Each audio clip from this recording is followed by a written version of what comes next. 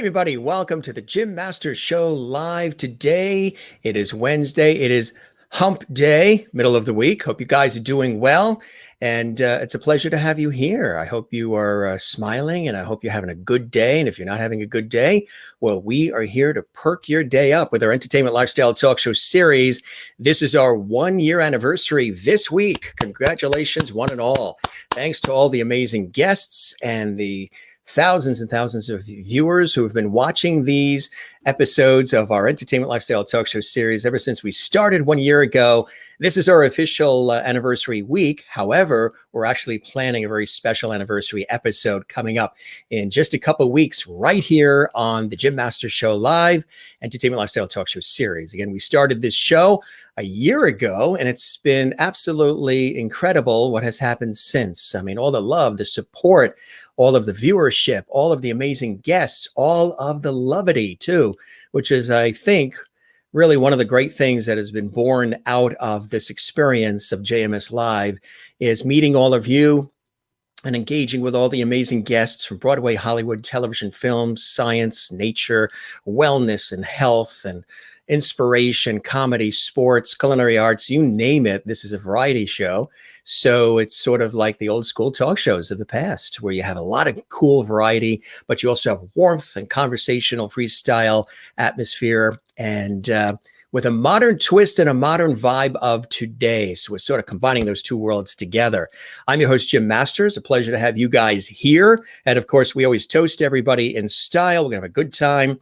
We have Jason Graae tonight. He is an extraordinary Broadway star and so much more. He's been in this production and that production and this production, that production. And there's one that he's in right now that is quite amazing, and we're going to talk about that in just a second. First, let's toast all of you in style. Welcome, everybody, whether you're watching live or you're watching on demand later on, because all 400 episodes plus, whew, did I sign up for that? 400 episodes of the Jim Masters Show Live are yours for the binge watching on our YouTube channel, Jim Masters TV. And so many people also watch later. We've seen the amount of people watching later on. So you can watch if you miss anything, whether you come in late or you just have some other thing that's happening in your life, which we totally understand, and you can't catch us for a live episode. Don't fret. They're all there, over 402, 3, 4, 5 episodes for the binge watching pleasure right there on our YouTube channel at Jim Masters TV. So sip, sip. Very nice. And we welcome and greet you. We're going to have a good time. We have a good time all the time here on the Jim Masters Show Live, and that's what it's all about. After everything we've been through the last year or so, having a good time is a really important thing. And let's check in with some of our loveties who are watching literally all around the world. Again, in just a second, Jason will be with us live from the Hollywood Hills of California. Yes, literally the Hollywood Hills of California. Which hill? He hasn't mentioned, but within the Hollywood Hills. That's all we're going to tell you. He's in the Hollywood Hills with a beautiful view of the back of Ralph's supermarket in LA. Subscribe to Jim Masters TV. We say thank you, and be sure to click the notification bell. Why click a notification bell? 15 years ago, I never thought I'd be asking people to click a notification bell. Just turn on the TV or the radio. But today, click the notification bell so you never miss any of the exciting episodes of our daily entertainment lifestyle talk show series, the Jim Masters Show Live. So the channel you're watching right now, the YouTube channel, is what you would subscribe to. That red button you see there, click subscribe, click the notification bell. So that way there you can participate live as well. And you can share the levity with those near and dear to your heart. Let's check in. Speaking of levity, we have lots of levity. We have an extraordinary group called the Levity Squad.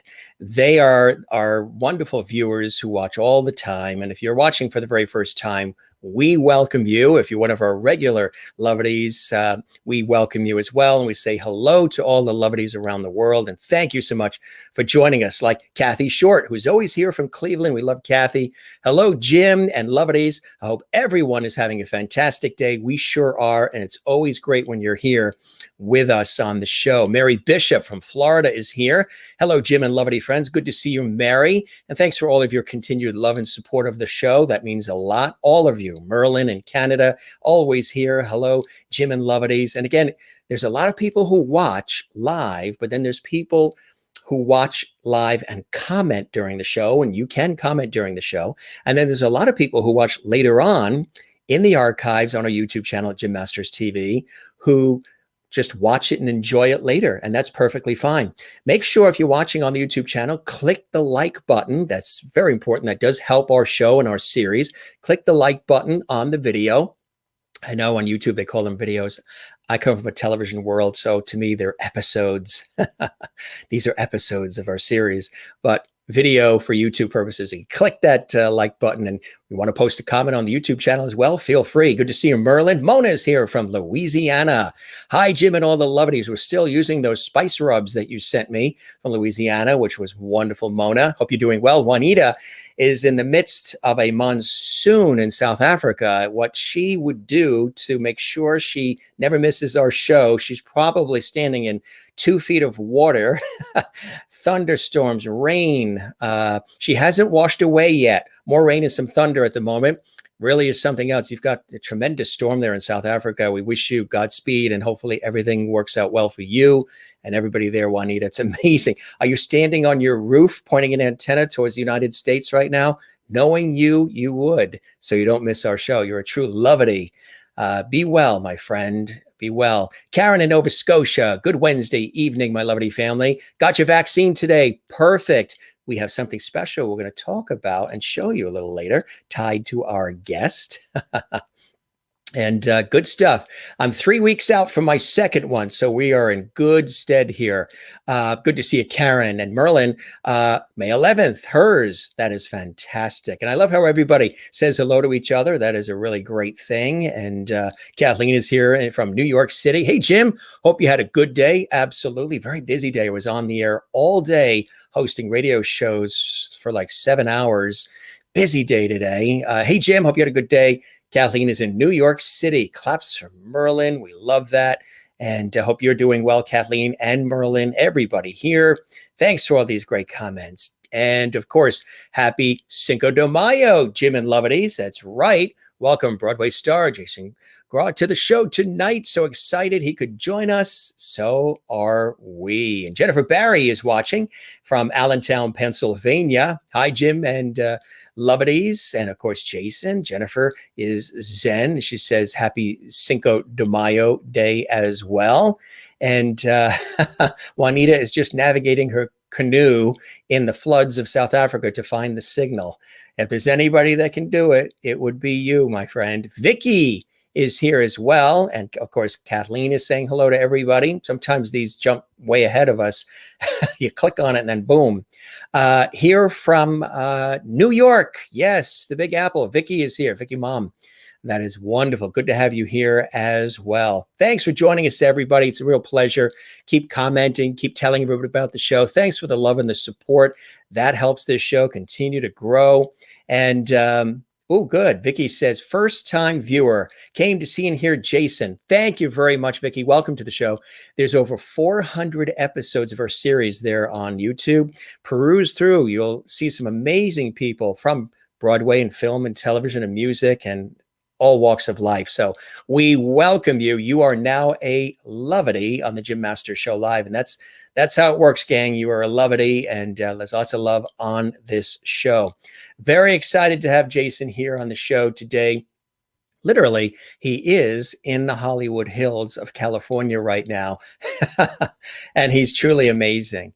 Who is he? Everybody knows who he is. He's the talk of the town and has been for years. He starred on Broadway and A Grand Night for Singing, Falsettos, Stardust, Snoopy, and Do Black Patent Leather. Shoes Really Reflect Up, off-Broadway shows, Forever Plaid, Olympus on My Mind, All in the Timing, Hello Mudda, Hello Fada, Drama Desk nominee, Best Actor in Musical as well, and so much more. And he's been a part of a very special musical tribute to Jerry Herman, the one and only Jerry Herman, called Perfect Harmony. And that's been happening at San Francisco's 42nd Street Moon, and that is the Moonbeams season, part of their virtual subscription season.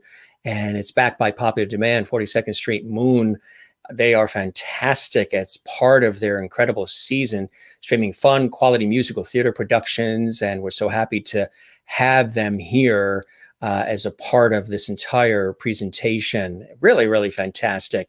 So, and of course, Jerry Herman, so many incredible songs from shows like Hello Dolly and the Grand Tour, Mame, La Cage aux Folles, Mac and Mabel, Milk and Honey, and so much more. And Jason does it with lots of great stories and patter and so much more. And that's what we're going to have on the show. We're going to have great stories, and we're going to have lots of patter. Right, Jason? You ready for the patter? Happy Cinco de Mayo. Thank you very much. Let's Happy toast. Thank you very much, Jason. Toast. Toast. This is only orange juice and water, everybody. That's all I'm having. Then why you're sweating? It is hot in here. Well, you're up in those Hollywood Hills somewhere. Yeah. Yes, I am. And what I wanted to tell you is that, yes, I am in the Hollywood Hills, and you can see the hoe of the Hollywood sign from our front yard. And the back of the Ralph's supermarket, right? No, we did not see any Ralph's supermarket. Can see a liquor store sign so far in the distance. I mentioned to you earlier, my sidekick is joining us, and he sends his best. Mr. George Burns is with us this evening. God, he looks amazing, having been dead for 30 years. Well, when you're God, you run the show, so you can come back to life. Anytime you want. Yes, we resurrected him on Easter Sunday. George is back. George is back in town, and it's great to have you in town with us here on the Jim Masters Show Live, my friend. How have you been? How have you been, dealing with everything that we've gone through, and how have you remained collaborative, creative, and sane through it all, Jason? Okay, well, that is a three-parter. Everybody says the sane part. I'm not so sure about that yet, Jim. How have I been? I have been fine. I feel hopeful. I am freshly vaxxed. Friday I will be fully baked, so I'm content about that. Thank you for welcoming me, friends. Yes, see all the levity coming your way. Christine says, feel the levity. I was afraid it was only going to be the likety, so I'm glad it's the levity. This is the levity. Christine in North Carolina says, greetings to all levities. Welcome to Vicky. You're now a levity as well. She's welcoming you. Jason, welcome to the Jim Masters Show Live tonight. You're now a levity. That didn't take long. You're a levity. It happened so fast. You don't even know me. I could be a real jerk. Then we would say Jason Graae like everybody else. I'm so excited that you said my name right, Jim. No one does. So thank you for that. I really do appreciate it. So that makes me feel good too.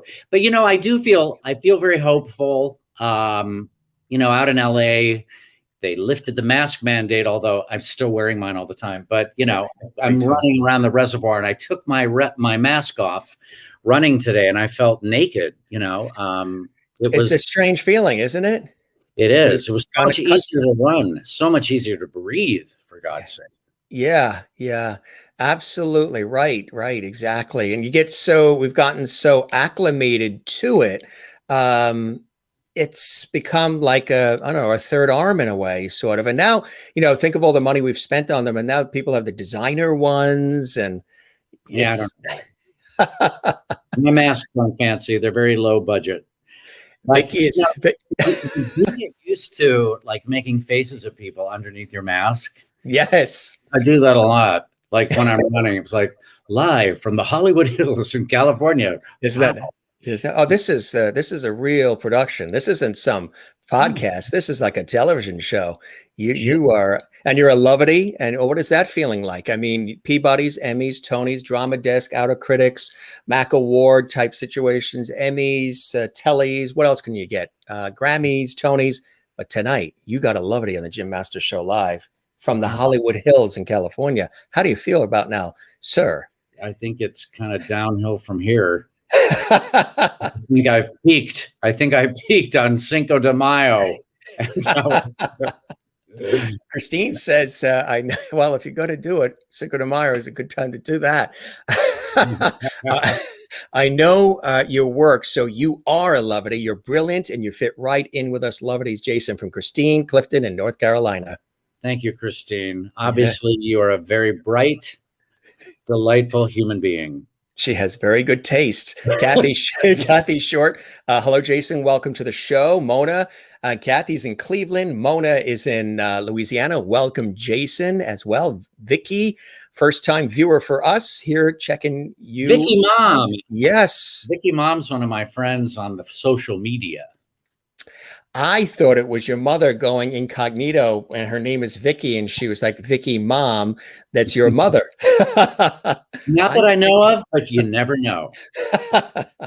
And Merlin's in Ontario, Canada. She welcomes you as well. And Jennifer Barry's in Allentown, Pennsylvania. Hi, Jason, and welcome. You ever play the Poconos? I have played the Poconos. Yeah, I played, I sang with I don't know if you knew that the Poconos has a symphony orchestra. Yes, so we did a Jerry Herman symphony concert in the Poconos. This was like, I don't know, 4 years ago, I think. Yeah. And it was beautiful. So beautiful. It is. Nice area there. Juanita in South Africa says, welcome to the show, Jason. Good luck, Juanita. I hope it's going all right down there. And it's already tomorrow. Yeah. And Kathleen in New York City says, hi, Jason, and welcome. And Karen Campbell Green in Nova Scotia, Canada says, nice to have you here, Jason. If you ever have a down day and you're not sure of yourself, just pop by the Jim Masters Show Live. You'll feel like $1 million. Feel better already. And Vicky has a message here for you. She says, I love all, look at the shows that she loves that you've been doing lately. The Kritzerland shows. Thanks, Vicky Mom. Yeah. Yeah, that's Bruce Kimmel. Does a variety show. I don't know if you're familiar with Bruce Kimmel, but he's produces many Broadway show albums and many other albums, films and solo albums. He produced all 3 of my solo albums, so I have to be very nice to Bruce. Yeah. So he's been also being creative like you are, and doing virtual concerts, and we all send our videos in, and then he hosts these wonderful evenings, and so that's what Vicky's talking about. Thank you for that. So you're originally from the Windy City and then ended up being raised in sort of the Oklahoma City, Tulsa area? Yeah. I was born in Chicago, and then I grew up in Tulsa, a little bit in Oklahoma City, and then grew up in Tulsa, which is a slut backwards. Didn't realize that. Like I said, folks, you learn something new every episode of the Jim Masters Show Live. Happy Cinco de Mayo. Jennifer Barry in the Poconos says, come on back to the Poconos, Jason. They want to see you back in the Poconos of Pennsylvania. I'm available. From the Hollywood Hills to the Pocono Mountains. It really is beautiful there. It is. Linda Odell's watching from St. Augustine, Florida, another beautiful area. Good evening, Jason. You're a Lovity now. She welcomes you as well. So growing up in Oklahoma and Tulsa, what were some of those early inspirations for you to want to go into performance, the arts, entertainment? I know your mother was, she dipped her toes in this world too, didn't she? Well, she danced on them, and she dipped her toes in them. Yeah, she was a dancer in New York. And my mom grew up in New Hampshire, not far from where you are, Jim Masters, in Claremont, New Hampshire. Tax-free state. Is it? No sales tax or income tax. God. Yeah, no state. I don't know why she moved. Yeah, it was beautiful. And she actually grew up next door to one of my comic icon genius people, Dorothy Loudon. Oh, sure. Yeah. They were best friends growing up. They danced and sang in recitals together and did all this stuff. And my mother was she was a hot commodity because she could toe tap. It means you put one tap shoe on and one point shoe, and you did like a real novelty. It didn't last very long, but Mother said she was quite the hit of Claremont, New Hampshire, and the dance recitals, because she was one of the only people that could do that. So are you warmly welcomed when you visit Claremont, like Lucy Arnaz and Desi Arnaz Jr. are when they visit Jamestown, New York? Well, I haven't really. I did go when I was working up in Portsmouth, New Hampshire. That was one of my first professional jobs, was at Theater by the Sea in Portsmouth, New Hampshire. And so I took my first trip up to Claremont, and it was a big deal that I was a New York actor coming up to New Hampshire. And so they did cover me in whatever the Claremont paper was. And so, yeah, I think they accepted me. I think all 20 people that live in Claremont really loved me. But no, it's not that small, but it's a beautiful, beautiful town. And we were there in the fall and the leaves were changing. So yeah, I've gotten to go. It was kind of Peyton Placey to me is what it reminded me of. Yeah. Yeah. Very, very, very beautiful. So going back to the Tulsa area, what were some of those early inspirations, and again, for you that really turned you on to wanting to become the epic performer that you are? Well, I remember the lightning bolt moment that happened for me. The first one that I remember of just being stage struck by lightning was when I saw my mom in a community theater production of Wonderful Town. And my mother had something about her. She had a light around her when she danced, but she was really eye-grabbing. And I knew at 4 years old, my mom's got something really special. And I just got bigger. And no charge. Can we do a long shot from Cleveland? That's good to say. Can you zoom back? To Cleveland.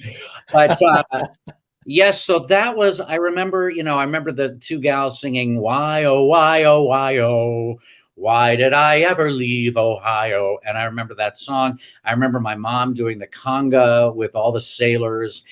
And that was that moment where I went, well, this is magical. This is different. And this is something I would like to spend way more time doing. And so that was kind of my first moment where I realized that. Then there were things along the way. I saw Victor Borge perform with the Tulsa Philharmonic. And that was another moment. My father was Danish, and Victor Borge was Danish. My dad looked like Victor Borge, and especially in Danish, the name is really Graae, right? Do they say it that way in Danish? Yeah, no, they say Graae. Graae. Okay. Graae. So, does anybody say Graae? Everybody I know. So that's how I'm introduced. I actually changed my name to the pronunciation to Graae because of my first agent in New York, Lou Rosen. He smokes a cigar. Jason, no one's going to know what to do with Graae. So we changed it to Graae for a while. And that was more confusing because then I spelled it Graae. And so then everybody was really... Plus, I'm a little too similar to Joel Graae. I was just about to say, did they think there'd be... are you his brother or are you him? Or no, well, he's old enough to be my grandfather. And Joel just commented, welcome, nice to see you. Damn it. He follows me everywhere. Leave me alone. He wanted to do this collaboration, but I guess we'll find out if he still does. So back to Tulsa. So back to Tulsa. Or are we in Denmark? I think we're now in Tulsa. But so seeing Victor Borge, that was another moment that I just went, oh my God, I want to do that. I grew up playing the oboe, playing the piano, performing. And so I didn't know which I liked best. I was good-ish at everything. And then oboe kind of really took out for me. So I went to college as an oboe major, and I went to SMU in Dallas, and knowing that SMU had a really good theater department, but I had an oboe scholarship, and I was just gonna see this through. And I hated my teacher. I hated the way he played. I didn't like the sound. He made me make my own reeds, which all oboe players have to do, but somehow I'd gotten away without doing any of it. So I quit. And then I transferred to Cincinnati Conservatory, and I was accepted as an oboe major and as a musical theater major. And when I transferred to Cincinnati, my oboe teacher from SMU, DeVere Moore, not to mention any names, transferred to Cincinnati the same year I did. Wow. So that's wild. So I Yeah. thought a sign from the gods above to put down the oboe and pick up the score to Pajama Game. Hey, look who's watching. Steve Kometko is here. Hi, Jason. Kometko. Yes, I've always enjoyed Steve's work. He's a terrific host and a great personality. Yeah. Steve Kometko was my hero. When I moved out to LA, I met Steve Kometko because he was on E! Channel. Yes. And as a host myself in broadcasting, he's one of the greats. He's amazing. Hey, Steve, nice to meet you. Welcome to the Jim Masters Show Live. He's missed your performing during the, or have you missed performing during the pandemic? You. Steve, I'm performing now. Just announced a world premiere exclusive on the Jim Masters Show Live. That's funny. And so nice to see you. Welcome to the show, Steve. I've been kind of dragging ass all day today. So then now all of a sudden you've given me a shot of B12. So thank you. It's all that levity coming your way. See? Yes, it is. That's what it is. So we welcome Steve to the show. And again, truly, Steve, I've always admired your work. A terrific host. Really, really good. Smooth, good at what he does. And Linda, thank you very much. We appreciate that. Like in the hat and shirt. And Merlin says, I just love your sense of humor. Thanks, Merlin. That sounds like a Broadway show, doesn't it? Thanks, Merlin. That sounds like a new Broadway show. So it's the sequel to Camelot. It's the sequel. So you were saying the progression of some of these inspirations in your life early on. Tell us a little bit about some of the things. What would you say would have been maybe one of those early moments for you that was really a door opening opportunity? Oh, gosh. Well, I guess my first really big moment of performing was when I got cast as one of the newsboys in Gypsy. Oh, yeah. Tulsa Little Theater. Perhaps you have not heard of it. And so that was our community theater in Tulsa. And my mother got cast as Tessie Tura. And I was one of the newsboys. And Sam Harris, the brilliant singer, Star Search winner. Oh, yeah, he was a guest on the show a couple of weeks ago. Yeah. Of course he was. He's also from Tulsa. He's from Sand Springs, like an outskirt of Tulsa. Right. And he and I were newsboys together. So we met during that time. We were both in junior high. And so that was really, really thrilling. And the newsboys are done like halfway through Act 1. So you don't have to do that much. But it was so cool to be in that show. And so that was one of the big things. And, you know, once I got to Cincinnati Conservatory, that was at the time one of the only schools that had a musical theater major. At that time, there were not even 5 schools. This was back in the Punic War days, of course, because now everybody's got a musical theater major. But back then, in the 70s, there was Carnegie Mellon, there was Boston, and Cincinnati Conservatory, and maybe a couple others.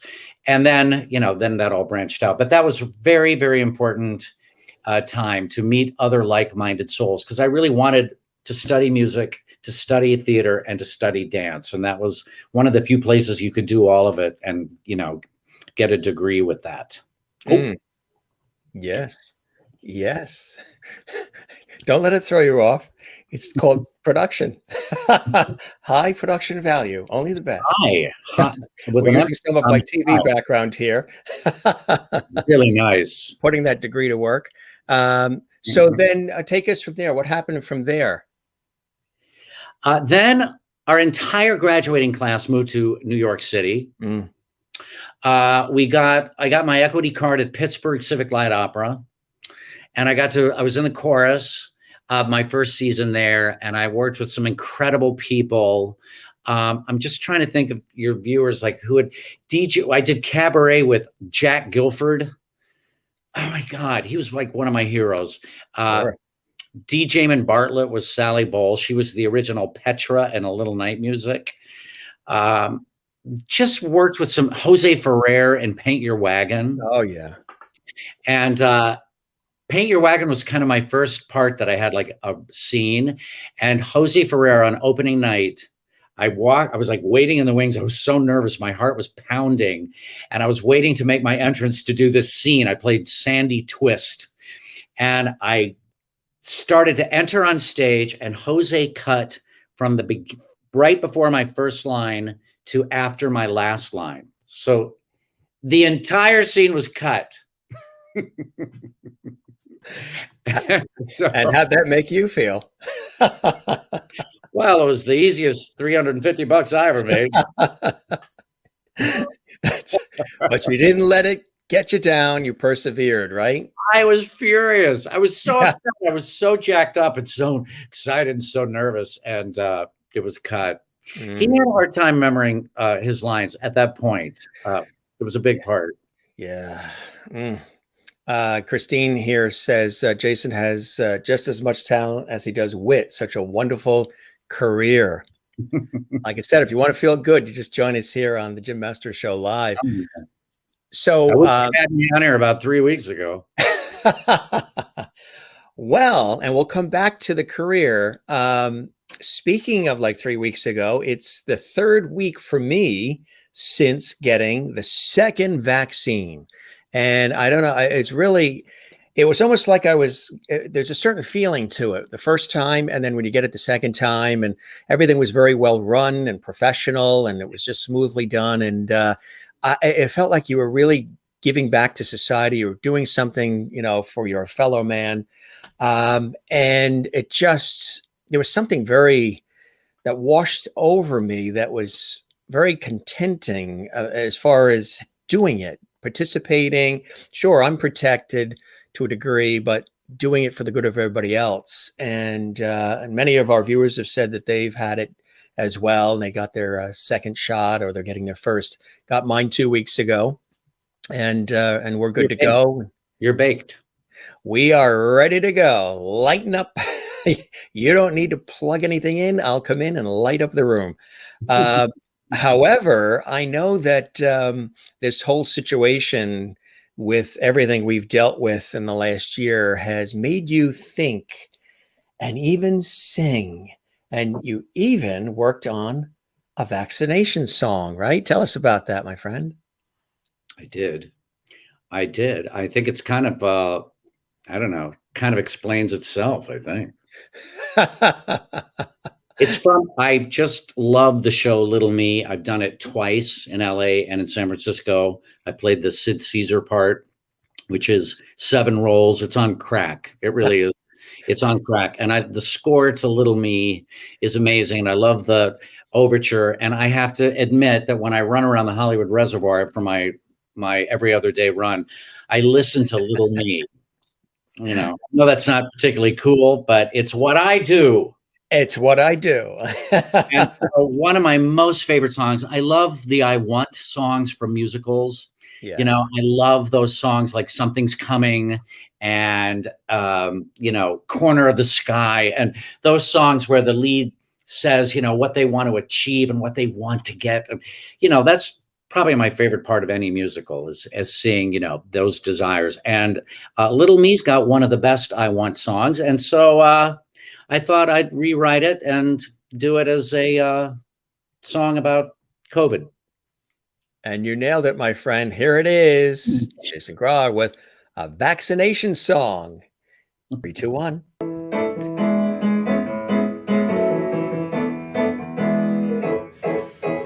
On the other side of the vax, that is where I'm going to be. On the other side of that great divide between COVID-19 and me. Gonna put my shadows behind me, give my quarantining the axe, and tomorrow morning you'll find me on the other side of the vax.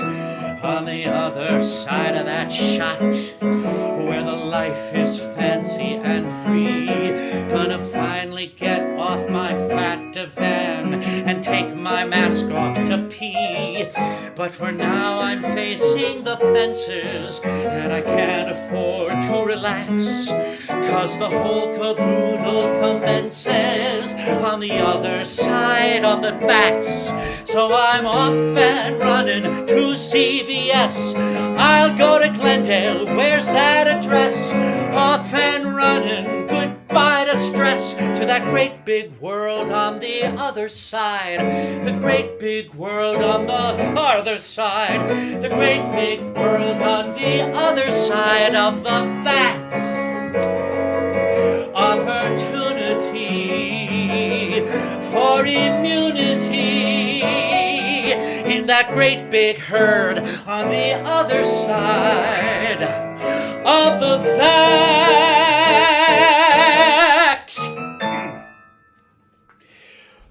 Hip, hip, hooray.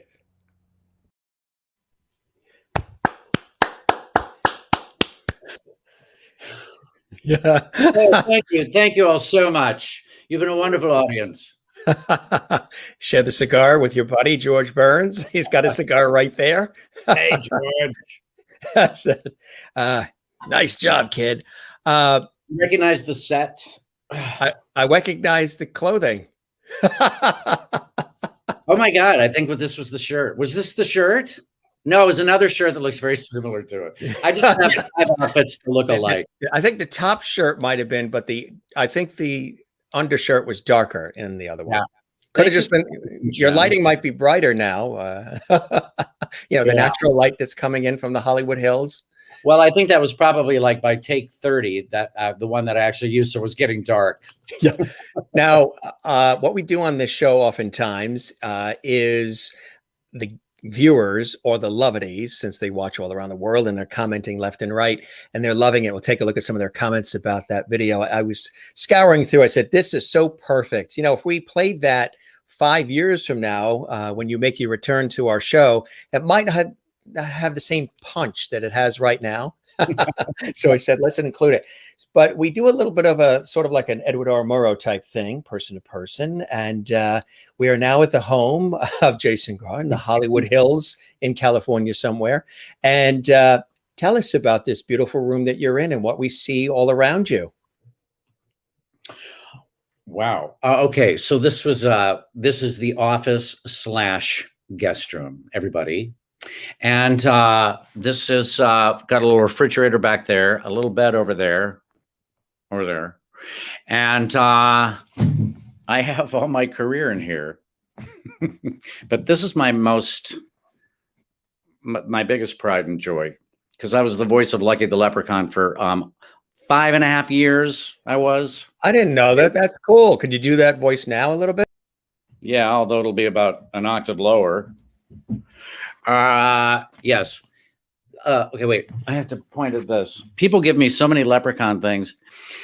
They're me 8th magical marshmallow shape. It's magically delicious. Oh my God. Thank you. Thank you. That's extra, by the way. You have to pay me extra for that. I thought you were paying me. That's right. Where do I Venmo you? You can buy the dessert when I'm out in LA. Okay. Oh yes, let's see that. That's my Wicked poster. I was doing Wicked for 1.5 years before I left it October before the pandemic, just in time to collect unemployment through the pandemic. So we're very grateful to you, Wicked. Speaking of that, did you ever spend time in Boston? Have a wicked good time? Oh my God, not with Wicked, but I have done a lot of shows in Boston. I worked at the Charles Playhouse years ago in Snoopy. Is that even still around? I think it is. It was such a great theater. We tried out Snoopy there before bringing it to New York. And then also I did 2 years with the Boston Pops. I sang with the Boston Pops for on PBS, and I did the first Bernstein concert after he died. So that was after Fiedler passed, Arthur Fiedler? After Bernstein died. Oh, Bernstein died, yeah. Yeah, that was like I think he died in 91. Who was conducting when you were there? Was it Fiedler or was it John Williams? John Williams, yeah, because Keith Lockhart now, but yeah. Yeah, Keith Lockhart, yeah. Yeah. He's never hired me.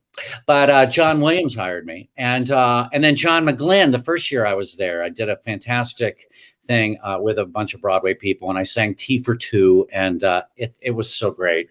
But I love Boston. I haven't worked there in a while. I've worked up at the Cape Playhouse, so I Yes. fly to Boston and then drive to Dennis. Yeah. I want to show you some of the comments. Kathleen would love to see Wicked. Jennifer Barry says, I love Lucky Charms. Slancha, always after me, Lucky Charms. Merlin says, cute. And Jennifer says, awesome. Steve Kameko says, brilliant. In terms of, yes. And Steve's now a Lovity too. And with all the awards he has, he's now a Lovity on the Jim Master Show Live. And Kathleen Walker says that was great and fabulous from Maureen, and claps from Merlin and Vicky Mom. Look at that. That's like a standing ovation. Whew. Kathy in Cleveland. Oh my God, that's terrific. And Christine says, clever and relevant song and lyrics. I'm now on that side of the backs. Great job, Jason. Brilliant from Juanita in South Africa. Mary in Florida. Wonderful song. Bravo. I knew you guys would love it. And so witty, love it from Ann in Jacksonville, Florida. Mona in Louisiana. What a great song. Love it. Vicky says, I love this song. Such clever lyrics as well. Thanks, Vicky. I don't even know if you guys are just lying to make me feel better, but I'll take it. Take it. So you mentioned, because you're there in California, the many years that you spent in New York, and tell us about that and some of the incredible experiences that you had along the way in the Big Apple. Well, I can't tell all of them, but this is what, the family hour still? the family hour. Sorry. You know, New York. Well, so I was telling you, like, our entire graduating class from Cincinnati Conservatory moved to New York City. So there were, like, I think in the graduating class, by the time we graduated, there were about 8 of us. Yeah. So we all moved to New York. And I got a job, like, right off the bat there. Well, I got that little night music at Portsmouth. And then I did Godspell at Equity Library Theater. And that was really like a great, Equity Library Theater was a great showcase on it was a theater. It was like an old auditorium on 103rd and West End Avenue. And it was a great place. Agents would come to see everything and it would get reviewed. And so I got an agent from that. And Scott Bakula played Jesus. Yep. And he was the hottest Jesus I've ever seen. And Liz Calloway played Joanne. So, he wasn't hot as hell. What? Jesus. I guess being Jesus, he can't be hot as hell. Well, he Jesus. He was. We were all like, I'm a believer. But yeah, it was really interesting. It was interesting, but it was such a great way to start, you know, to just like begin a career. And it helped a lot of people, Equity Library Theater. So that began it. And then, you know, I made my Broadway debut in one of the shows you mentioned, Do Black Patent Leather Shoes Really Reflect Up? And it was a huge hit in Chicago, and it ran for 5 years outside Chicago in Summit, Illinois. It was a big hit in Detroit. Then we did ours. We opened in Philadelphia, big hit, opened on Broadway, Turkey. Like, it was such a turkey. And even what do you think? What happened? What do you think was... Well, it wasn't a Broadway show. I think the producers missed it. They should have moved it off Broadway, but it was a big cast. So it's very hard to make any money when you've got, you know, I mean, I think there was like 15 people in the cast. And so to do that off Broadway, you can't make any money. So they had the misfortune of, it was when the Alvin Theater had a string of flops. Now it's the Neil Simon Theater. Thanks, Jennifer. I wish I had his paycheck. Yeah. But they had a string of flops with Merrily We Roll Along, Little Johnny Jones, Little Prince and the Aviator. There was another show, just one flop after another. And so it paved the way for us to be able to move to the Alvin Theater from Philadelphia. And they came after us. It just was too big of a show, too big of a theater for that show. And Frank Rich in his review said, this show is a big hit in Philadelphia, which shows you that the Liberty Bell is not the only thing that's cracked. That was a tough one. I was 23 years old, and to hear that, yeah. And then it went downhill from there. I mean, he just leveled the whole thing. So we had 2 weeks of previews in New York, and then I think we had 5 days, and then it closed. And it was a good way to have reality wash over you. It was a reality check. Yeah. What did it do? Was it a teachable moment for you? Was it, did it create resilience within you, strength to, hey, let's just keep going. I love what I do. It did. It did. I mean, all the reviews were equally horrific. And so I remember kind of glancing at them kind of like that, and then just moving on. And I was still thrilled. I made my Broadway debut. So I was thrilled about that, and I love the cast, and we all kept in touch for years. And it's kind of legendary, that show now. It was such a flop. So, I'm proud to have been in a flop, but it was, it did make me, it helped me develop a thicker skin, and the first few shows I did in New York were not big hits. So I was kind of used to just working and hoping and, not always doing it. And it wasn't not always being in shows that were just running forever. Then I got in Forever Plaid in the 90s, and that was my first hit show. And we tried it out in New Jersey. It was a flop. And then we moved to off-Broadway. We workshopped it. Stuart Ross, the creator, rethought it, and it was huge. It just was like it was like this boffo hit, and it ran for 5 years. I did it for the first year, and then I left. But because it turns out I didn't know how to really be in a hit. I was used to jumping from show to show. So I was like, oh, okay, this is what it's like. So the next show you should have been called Flip Flop. A little bit. I was like, I would get so bored. I was like, geez.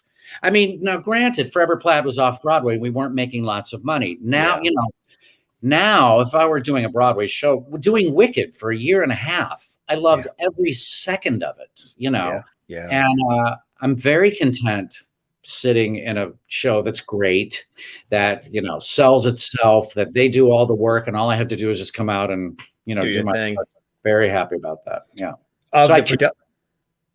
Exactly. Of the productions you've been in, and feel free to have a swig if you're dehydrated.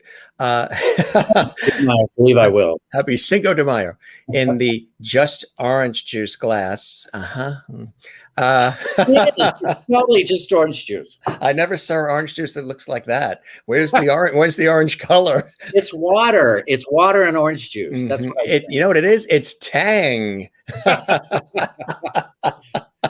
I'm too young to remember what that is. You brought up the 70s. You did Lucky Charms, so same 70s theme. I don't know what Tang is, Jim. Sorry. Speaking of that, I just was thinking about other commercials that maybe you've done as well. Obviously, to have that gig with the Lucky Charms, to being Leprechaun for that long, which was amazing. What years were you the Leprechaun voice? It was the same guy. Oh, I wish I could remember his name. I can never remember his name. I'm so ungrateful. Anyway, it was the same guy that did it, when we were all growing up in the 60s. And then I started doing it around 91. I replaced him, and I was around 91 or 92 through 96, 97, something like that. And I had to let it go. I got a sitcom out here on Showtime, Rude Awakening. Oh, sure. Yeah. Do you remember that show? Yeah, sure. Wow. You and maybe 2 others. Anyway, kind of like the main series that I ever did. I did 2 seasons on it, but I had to go back to New York, and they wanted me to be there on call for Lucky Charms, and I couldn't be because of Rude Awakening. So I had to let it go. Worst day of my life. Yeah. Wow. I know. The dog eat dog. It's a dog eat leprechaun world out there. I've had David Naughton. Remember David Naughton, the actor? He's been in a lot of different things. And I think there was something it was this American Werewolf or some movie that he was in. But as a result of the movie, he had to, or they sort of parted ways with the Dr. Pepper commercials he did. I'm a pepper, you're a pepper, which he did, which was an incredible run.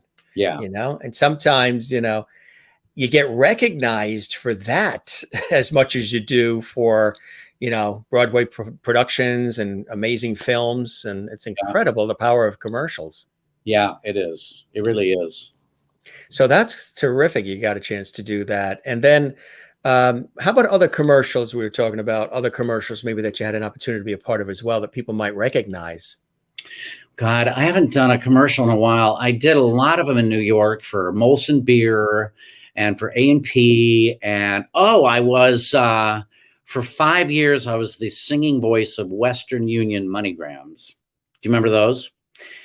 And yeah. Do you remember any of that? It was everybody needs some money sometime. Everybody needs some cash somehow. And I was doing Forever Plaid at the time, and I played the crooner in Forever Plaid. And the casting director, Roger Sturdivant, this great, large, delightful man, brought the people over from Western Union to hear me in Forever Plaid. And because of that, I went in and I got it. And I mean, I think it was 2 hours of work, and the thing ran for almost 5 years. It was the best. Commercials could be the best. They really could be the best. Absolutely. So again, Lucky Charms, that was really a cool one. And do you still get recognized for that? Do people still, or they didn't know you were the voice? Please. I tell everybody. It's like, hey, no. It's in my bio. So when people do find out, some people get very excited about it. Others could care less. And by the way, I had a job in Dublin 4 years ago, and I was on a tour bus and we were driving around, and there's Hollywood. Hollywood is in Ireland. There's a Hollywood, Ireland. Yes. I was there before here, obviously. Mm-hmm. So I was like, Lucy and Ethel on I Love Lucy when they're on the tour bus, and Lucy's telling everybody all the, her husband right now is out having dinner with somebody. And I kept turning around going, I live in Hollywood, in LA. No one cared. I think they all spoke a different language. Just stared at me. And then he talked about the Lucky Charms leprechaun. And then I turned around again. I was on the front row. I was that obnoxious guy. And I go, I was the voice of Lucky the leprechaun. No one cared. They didn't care. No, Jim, they didn't care. And it hurt me. Oh, my God. Well, the Lovedies would definitely care. Lovedies. Where were the Lovedies when I needed them? Here we go. To get inside this box of Lucky Charms, rainbow magic is what it takes for a close look at me marshmallow shapes. Hey, Lucky Charms and no sign of Lucky. Yikes. But all those marshmallows are here. Oh, right, let's eat. Oh, no. I'm part of their complete breakfast with marshmallowy Lucky Charms. Well, wherever you are, Lucky, thanks for the Lucky Charms. Lucky's so small, the kids can't find him. But you can if you look carefully at your next marked box of Lucky Charms. Shh. You're amazing. I tell you, we actually, while you were talking and we went full screen on you, we dug that out. I dug that out real quick. I went up right to YouTube and said, let me get that. You are tricky. I got to keep my eye on you. I tell you, putting that college degree to work. Arthur, it was Arthur. Is it Anderson? Oh, Marla said Arthur Anderson, ring a bell. Yeah, I think it's Arthur Anderson. So thanks, Merlin. And then there was Ernie Anderson. Ernie Anderson was the voice of ABC for years. The Love Boat tonight on ABC. That real deep, eyewitness news voice from the 70s and 80s. Wow. Voiceover work is incredible, right? Yeah, voiceover stuff. It really is great. That's been amazing. Maureen, I've done it in the last 5 years, so whatever.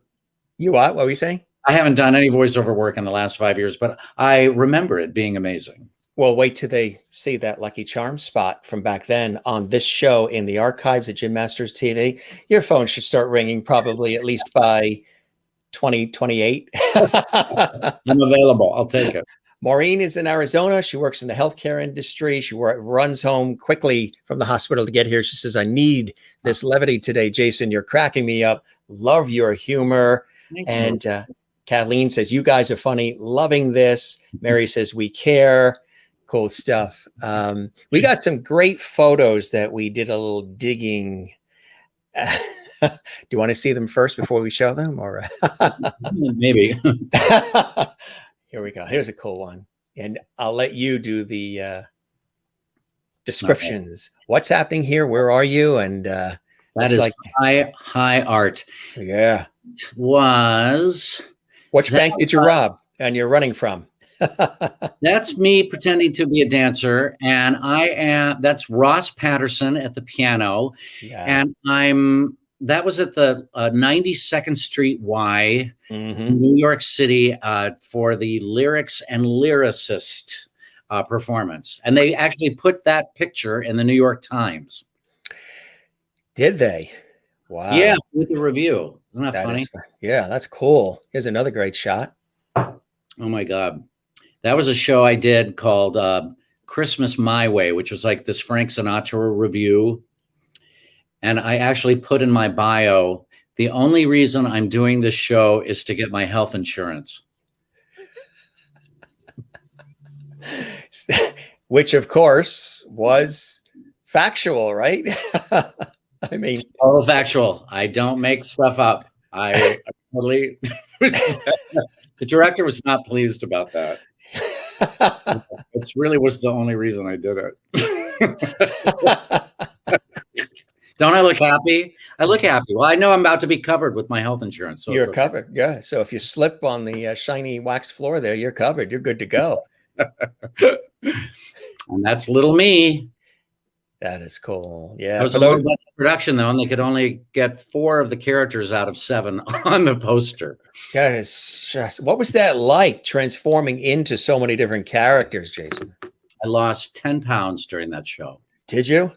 Yeah, it was like you spent more time changing clothes and underdressing. Yeah. I was underdressed all the time, and it's such a funny show, and it was in my comfort zone, that show. Yeah, yeah. It's such a great show, and the score is amazing. And yeah, I had a ball. Here's another. Having a ball there too. Having a ball there too. That was they took that at the beginning when my hair was not as light as it is right now. I opened. I'm in Wicked in Omaha, which was kind of cool because that's where the wizard is from. On his balloon, it says Omaha. How long did that run for? Well, the tour is, been out for years. I did it for 1.5 years, and I left it 1st of October, and I closed in Las Vegas. So they have limited contracts for the principals, right?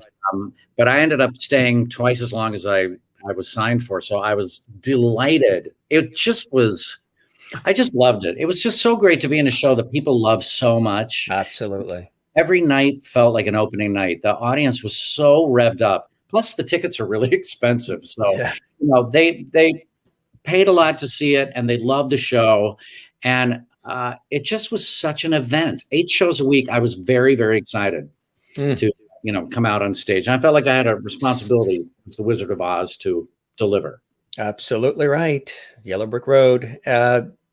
When this pandemic hit, did you have a lot of things going on? I mean, a lot of people I've chatted with and friends that are in these industries too, colleagues, they all said, oh, wow, 2020 was supposed to be my year. I had sold out concerts. I had booked events. I had TV shoots and projects. And I worked so hard for 2020 to be that year. And then, so for you, I would imagine you had a lot of different things that were cooking, and then you got that phone call or 2 or 9. Just one thing after another was just canceling. And the first thing that canceled was, because it hit Washington early. Yes. Washington was one of the first states to start shutting down. And we're talking about the state, not the DC. Yes, the state. And I had 2 gigs up there, and they both got canceled. And I thought, what? That's not for like 3 more months. It should be fine. And that began it. And then it was just a dominoes thing. I know a lot of people felt, that 2020 was a destination year, and that great things going to be happening. New decade and the excitement of it. Yeah. So I was disappointed after Wicked, and I had jobs, and I did a few jobs between Wicked and the pandemic. I was excited, to carry that energy, and so we had to recalibrate. So during that time, were you doing a lot of things online, or I know what you're doing now, but prior to that starting, were you doing a lot of things online, or did you just lay low? What are some of the things that you learned during this process of, it's been a pause too. So a lot of us have had opportunities to look at what we want to do next and maybe reboot, refresh, reassess, maybe take on some new things we've always wanted to do. A lot of teachable moments during it all. There were some for you as well. Absolutely. I didn't hate this last year. I really didn't hate it. I'm a person that, jumps, oh, you're gone, so God knows what you're up to. I'm a person that, that lives in the future. Wait. Oh, there he caught you. Go back to him. But I live in the future. I live on, where's the next job and what's May look like and what's going to be coming up in the fall and, where's the mortgage going to be paid for and all that. So I had to stop, and I really got into Eckhart Tolle and the power of now. And I guess probably one of the highlights of this year, I took a writing class with the most fabulous writing teacher known to mankind, and that is Claudette Sutherland. And I don't know if do you know Claudette Sutherland? Sure. Yeah. You do? Mm-hmm. The original Smitty and How to Succeed in Business Without Resigning. And oh my God, she lives out here in LA, and I've known her through friends and parties and stuff. And she kept saying, you need to take this writing class. And I write my own stuff, I write for my one-man shows and things like that, but I would never consider myself a writer. So was that an aha moment I just heard? That sounded like an aha moment. That was David Zippel was sending me a picture of a show that we just did together. Well, not just like 5 years ago. Is that just did? I can't remember anymore. Tell him to turn on YouTube at Jim Masters TV and watch. Tell him you're live worldwide. You're holding me back. I thought that dig was an aha moment you were having. Ding. Oh, it was a good little ping. Well, it just was a great class. I took it once a week for 10 months, and it just had a great time. I learned a lot about writing, and I learned it's way harder than I thought it was. Yeah. I thought it was just going to be so great and just get it out there, and you'll just be this, God's gift to writing and all that. And I had some good things to say, but it's very arduous and, a real discipline. And so I learned a lot, and I really, really loved it. I hope to go back to it. By December, I had no sense of humor. I was flatlining. I was like, I have nothing to say. I just need to be alone. You became Archie Bunker, huh? Totally. I didn't want to get out of that chair. Stifle. I was stifled. Myself was stifled.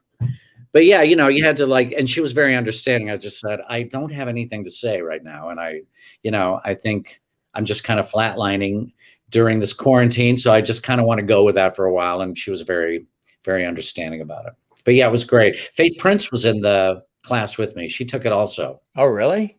Yeah. Oh, that's fantastic. How long did the class run for? It runs, however, she does them in six cycles. Yeah. And so I stayed, I started right when the quarantine had started in March, and then lasted through December. So it was a great experience. I got nervous and excited, and we all had to read a story every week, and we had a great class. And I love Claudette. God, she's Mother Courage. She lives life to the fullest. She laughs loudly, and when she criticizes you, it's straight to the point, and it's great. I love it. It's terrific. Yeah. You would do something like that again, you think? Take more classes like that? And when you have the time? And I've been taking voice this whole time, and studying voice lessons with Pat Whiteman, who's a fantastic teacher out here, and just keeping it going. And I've been doing a lot of so many videos for benefits, for theaters, for cabarets, for the Actors Fund, for different, places that needed money. And yeah, it was really, it's been good. I love doing the videos. Doing it for no laughter is soul sucking, and it hurts. Yeah. It hurts. Yeah, I know. Cannot wait, at me and everybody else, but I can't wait to get into a live theater and perform for a live audience. Absolutely. Austin Field says another great show. Thank you, Austin. And Merlin says, I think too, Austin. Think so too. And Stephen Carter Hicks. So amazing, Jim. Jason is my all-time hero. CCM buddies. Hey, Stephen Carter Hicks. Cheers. Uh-oh. You have to call the butler of the Hollywood Hills to refill. Charles. Charles.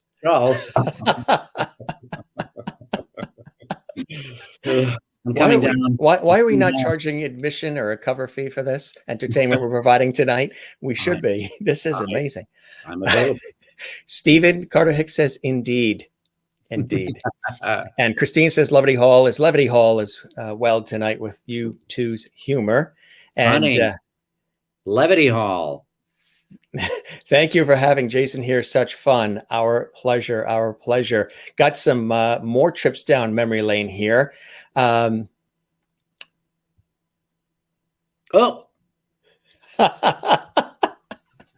that's. You have no idea. I had to search everywhere to find a large enough hat. You're never fully dressed without a smile. Lucy Splain. Tell us about this one. Sings Charles Strauss. Yes. Okay, well, I want to say it wasn't my idea. Just like the orange juices in the glass. Okay. 2 for 2. Okay. Well, it was Bruce Kimmel, the aforementioned Bruce Kimmel of the Kritzerland series. He was producing these albums, and he would have Broadway artists sing a composer. So it was all girls. So I was the first man that he asked. First man, Jim. Yes. And, Liz Calloway had done Frank Lesser and Judy Kuhn and Judy Kay. And, they had great people, Randy Graff and all these people. So I got Charles Strauss. And so we were putting the song list together, and we were working on it with Brad Ellis, my musical director. And then Bruce was looking at the song list, and he said, well, what if we call it, he said, You're Never Fully Dressed Without a Smile. I said, that's a great idea. And he said, since no one's going to know who the hell you are in Kansas City, Missouri, I was thinking it'd be kind of fun if you dropped trow. And it's called You're Never Fully Dressed Without a Smile. So, and I'm so easy. So I was like, sure, what the hell? And I did. I dropped that trow. And did you hit any high notes? Yeah, but I'm a baritone, so I'm a lazy tenor. I call myself a tenor with no high notes. But I did get some very interesting fan mail from senior centers, or no, that's my target audience now. I would get from. I actually got from nudists. Yeah, Kathleen goes, nice. Thank you, Kathleen, so much. She zoomed right in. Forget the songs, the music, the Charles Strauss. She zoomed right in on that hat. It looked like it was straw. It was not straw. That would have been painful. Oh my God. But yeah, so I got stuff from like nudists that would go to nudist camps. I got something from I got stuff, all sorts of interesting. How did you get that stuff? Did you ask for it, or did they send it in? I said, please write me. You want to we're taking a GoFundMe page. They would write to the record company, Varese Saraband, and then they would send it to me. It was crazy. I got a lot of, this is my favorite album that I have, and I haven't even listened to it yet. Yeah, it's all about the cover art. That's a dying thing now, cover art. They want the cover art. Everything's so digital now. That is funny. Steven, that hat is not big enough. Yeah. Here's another one. You're telling me.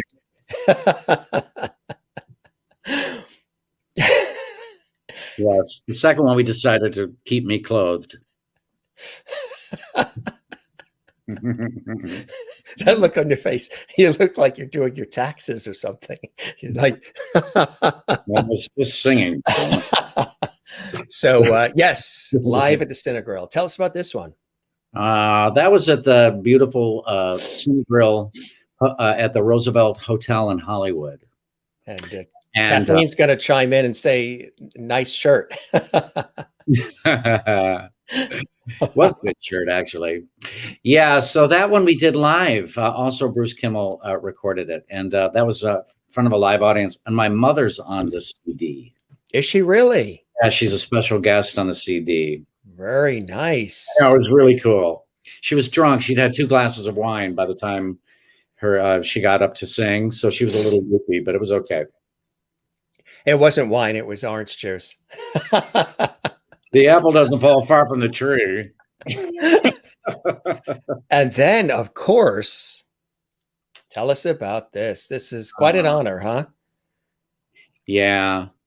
Yeah, that was really amazing. So I put together a Jerry Herman evening because I've worked so closely with him in the last years.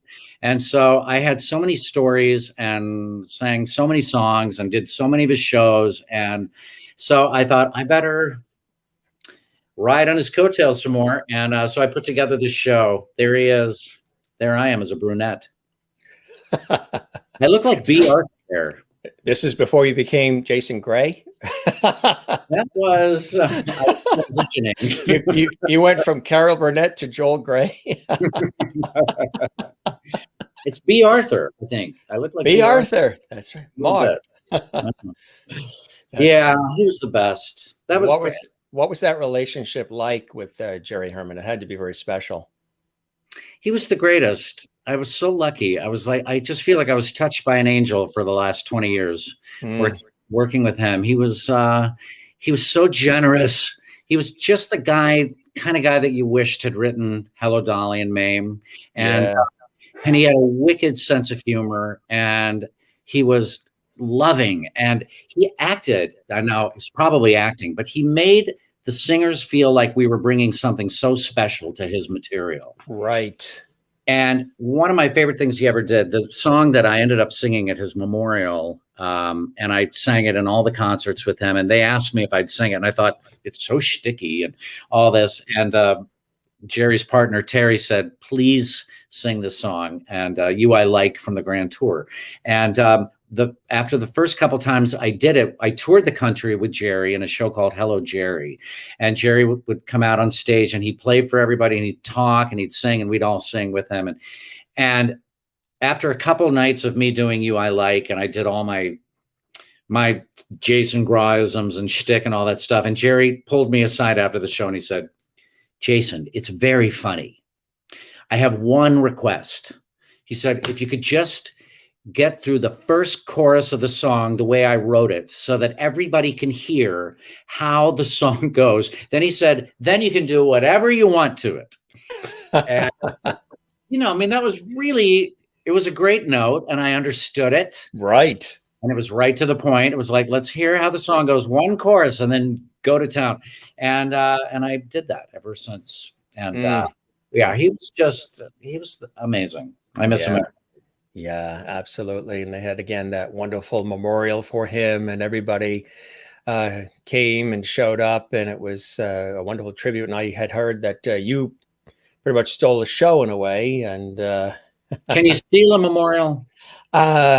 Well, generally, usually not, but you did. It was amazing. It was really amazing. Yeah, there were some great people. Betty Buckley was there and Bernadette Peters sang, and I mean, it's just a who's who. I was a mess. I was laughing. I was screaming. I was crying. Yeah. And I hadn't even gone on stage yet. I was a wreck by the time I actually went out on stage. But I was proud to be there. I really was. And that was just at home trying to figure out what suit to wear. That's when you were doing the criming and the screaming. The good shirts were still at the dry cleaner. Oh my God. And his memorial was like, well, it was a month before we all were quarantined. Yeah. I know. So that was my last trip to New York. To New York. Yes. Yeah. And this too. Tell us about this. Yeah, so that album that you showed before this was a live performance of this show, Right. and so I had done that like 10 years ago. So 42nd Street Moon, a theater company, which is just one of my favorite theater companies in the world, co-produced a virtual concert with Musical Theater West, which is down here in LA. And I've worked at both theaters. I love both theaters. I love the people that run them, and I've had great experiences. So they have both had concert series. So they co-produced this Perfect Harmony and did a beautiful, beautiful job. It's beautifully shot and directed. If they had a better subject matter to work with, it was, yeah. but yeah, so it just ended on Sunday, but it ran 5 weeks virtually. And I got to tell you, Jim, it's a live medium, but I was doing it just for the production company and, the camera people, and they were great. They were delightful, but they couldn't laugh out loud because of continuity, and we would stop and start and edit.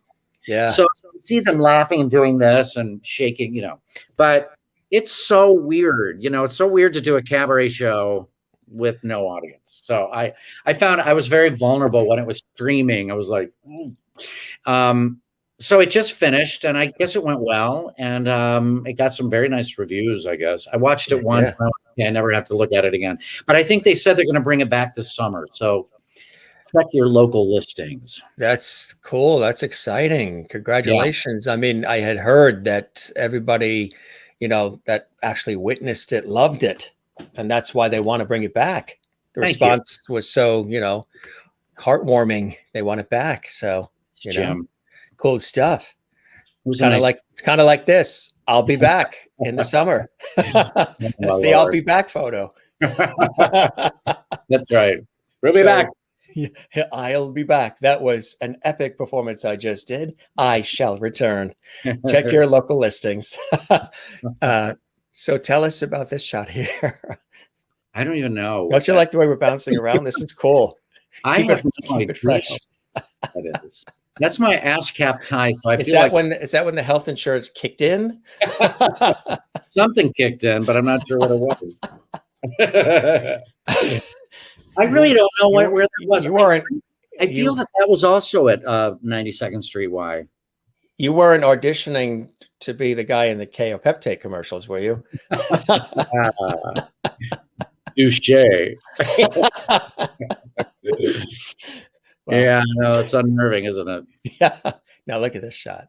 That's nice. 92nd Street Y as well. Everything is from 92nd Street Y. That's funny. And I don't know who. Oh, Mike Rennie, pianist. Rennie, I think. Yeah, he's great. Yeah. That's awesome. Another great shot here. Wow. That's definitely from a KO Peptide commercial. Please, I'll pay the copay. Can I have the insurance? I beg of you. That's it. Yeah. Here's another great one. Now, there we go. Oh, and that's from our show. Yeah. That was from the actual streaming of it. Steve Kameko just asked, can we watch it anywhere? And I think it's now you can't, but I do think that it will be back this summer. So I'll let you know, Steve. Probably can check with the folks at 42nd Street Moon, right? They would. Yeah. They'd have some more info on it. You think? Yes, they would definitely have some more info. Absolutely. I mean, that would be really exciting to do it again, right? And you do it there at the same place? Well, no, I just think they'll just show this again. Because it was videoed. That's right. It ran for 5 weeks. So I just didn't do it that once. We did it at night, and then we did it the next morning. And then that's the show. And then they edited together the two performances. That is really cool. I can give a website too, www.42nd, that's 42ND, and then ST, so like 42nd Street, Moon, MOON.org, www.42 42nd Street, 42NDSTMOON.org. That's the website for them, and you can contact them, and they can keep you posted on when they would be streaming that again and offering that again. Because again, a lot of people, I'm sure, would like to check that out. That is fantastic. Thank you for the plug, Jim. Appreciate it. Oh, my pleasure. My pleasure. And of course, this shot of Jerry At the Kennedy Center honors. Yes. Yes. Yeah. He was sitting right between, he was right in between Oprah Winfrey and Paul McCartney. Oprah Winfrey and Paul McCartney. Wow. Yeah. That's incredible. Yeah. So who are some other folks, obviously, who are working with Jerry all those years and the wonderful relationship with him? Who are some other folks you've had an opportunity to work with over the years that you've, thoroughly enjoyed? And then maybe some others that you wish you had had an opportunity to work with that maybe aren't with us anymore? Oh gosh, I've been lucky. I've been so lucky. I've gotten to work with a lot of really great Broadway composers. I've gotten to work with David Zippel, who's the great lyricist, and he wrote City of Angels, and many, many other things. And I've done a lot of concerts with him. I got to work with the Bergmans, Marilyn and Alan Bergman. We did some concerts together at Orange County Performing Arts Center. And that was, when you're in the presence of people like that, write like that are so good, I've gotten to, I've worked with a lot of dead composers. Let's just be real. I have worked, I've done so many Rodgers and Hammerstein and Rodgers and Hart shows, and in New York, and Jerome Kern, all the festivals, the Rodgers and Hart festivals, the Jerome Kern centennials, Grand Night for Singing, Rodgers and Hammerstein. And, it's great. I mean, I feel like I was born in the wrong era sometimes, because I've always just understood that material. I understood the dialogue. I did a lot of the shows in concert. We did Babes in Arms at the Center, and I understood the rhythm of that stuff. It just was easy for me. That stuff was easy. But I've gotten to work with some really great people, and out here in the TV world, I was on some good stuff. I got to do Friends. I got to do Frasier, Six Feet Under. Some of the greatest shows that I love. And you enjoy that? You enjoy television? I do. I prefer live theater.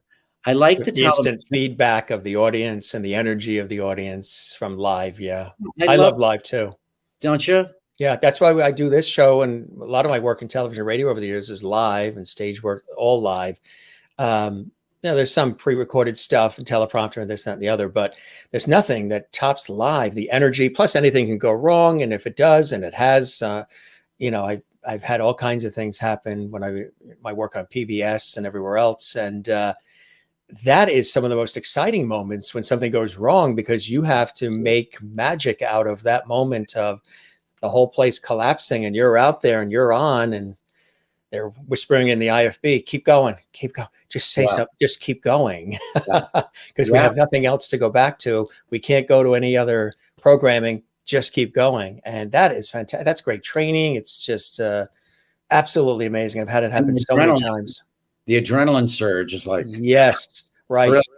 Right. And the same thing when you're on stage, right? The adrenaline, the roar of the crowd. And I've interviewed a lot of folks who've been on this show, and those that are in the performing arts, they were like, in the beginning, with the whole Zoom thing and all of that, they were like, okay, we were learning how to do it. It was new to us, and it was a whole new area, a new venue, but we want to stay connected.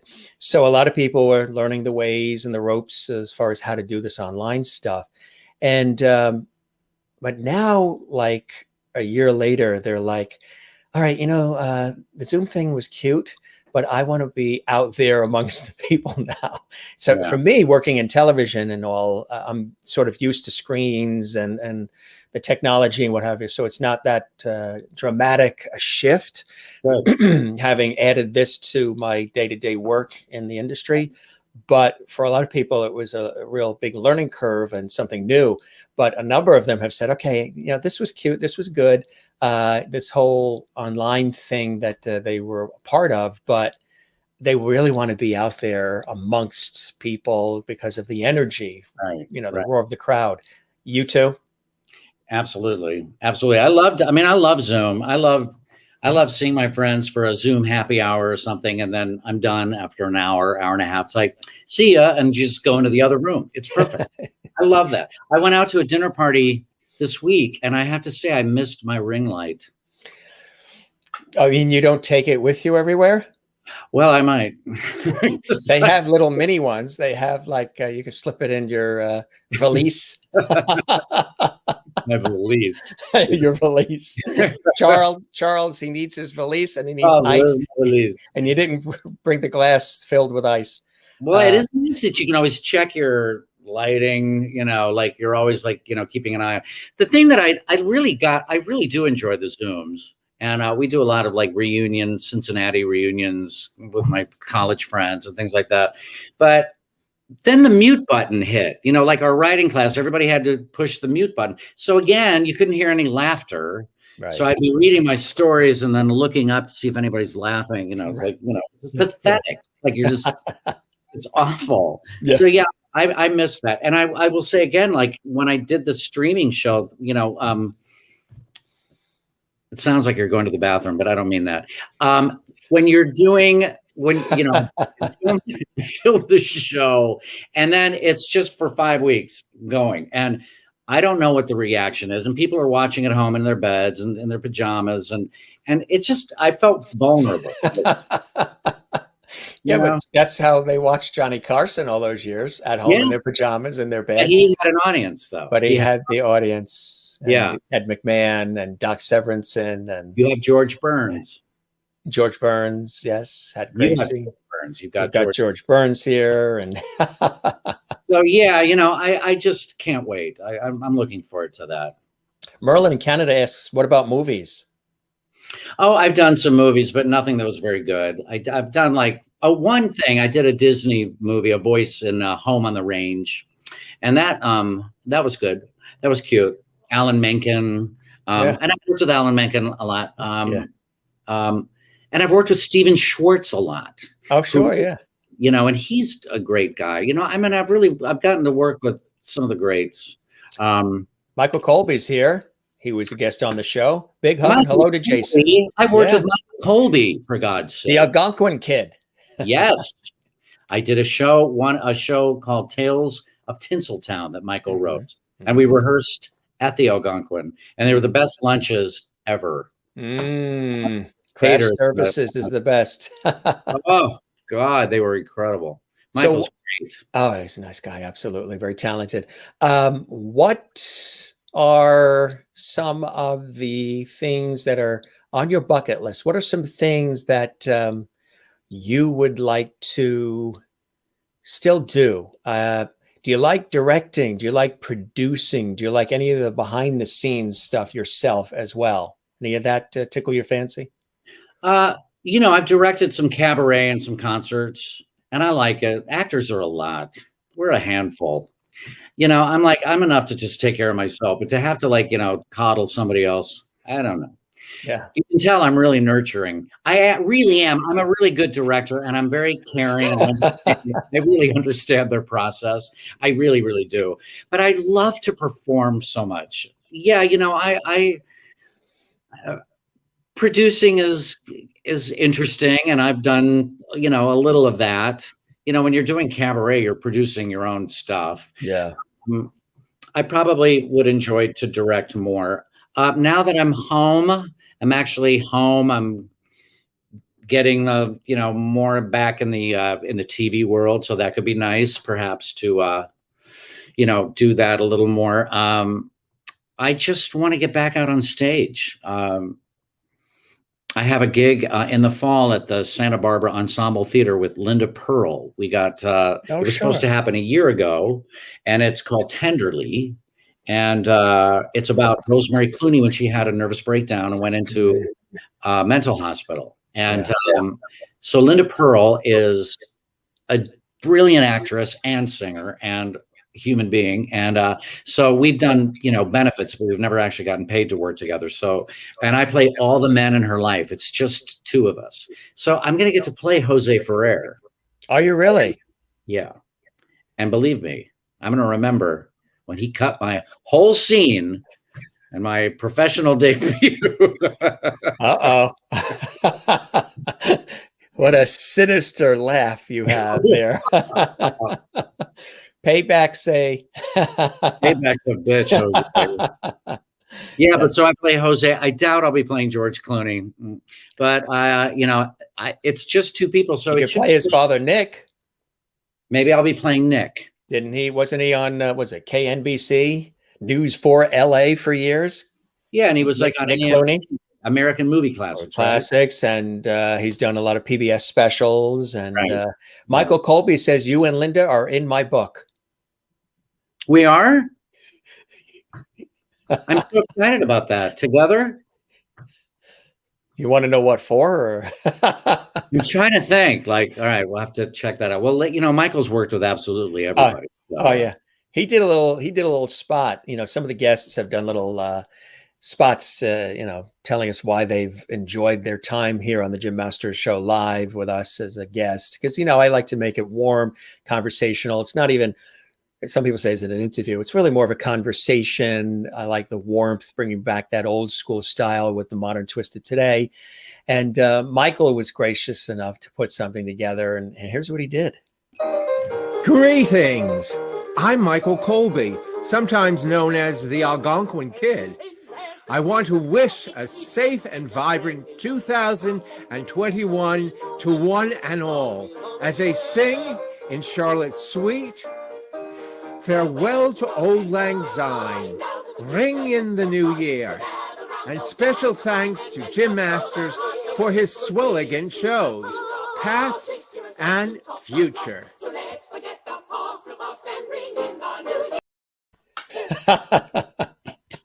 Very nicely done. Michael Colby, gentlemen. Michael Colby in the house. He's so punny and so smart. He's got a way with the words, baby. Absolutely. He says, absolutely. No, separately. Linda and I auditioned for Stuart Ostro, and there are photos of Tinseltown rehearsals. Oh, wow. Wow. I dated Stuart Ostro's daughter, Julie. That was during my blue period as a heterosexual. Would you like to discuss? No. There you go again. What's happening? Wait, something else you wanted to add? That was it. That's it. So Kathleen in New York City.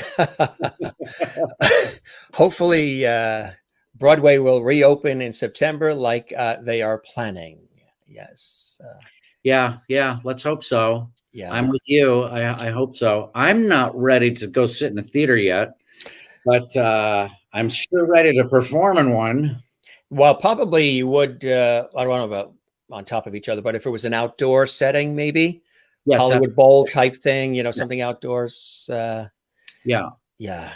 I ate inside my first restaurant this last week, and I was uncomfortable at first, but by the end, I felt fine. But I really don't want to do that much. I prefer sitting outside. I'm not ready to sit inside with people.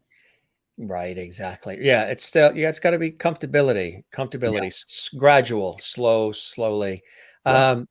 Tell us what some of those beautiful things are on the shelves behind you. It's really a great setting you've got there.